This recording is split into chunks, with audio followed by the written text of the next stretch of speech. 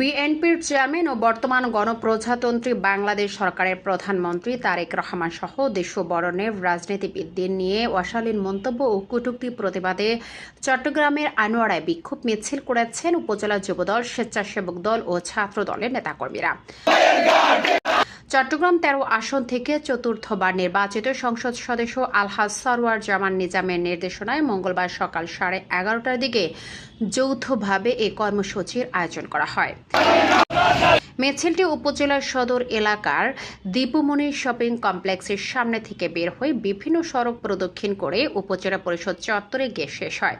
এ সময় নেতাকর্মীরা কটূক্তির প্রতিবাদ জানিয়ে বিভিন্ন স্লোগান দেন।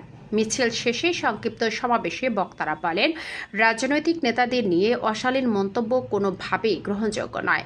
এ ধরনের বক্তব্যের বিরুদ্ধে প্রয়োজনীয় ব্যবস্থা নেওয়ার দাবি জানান তারা।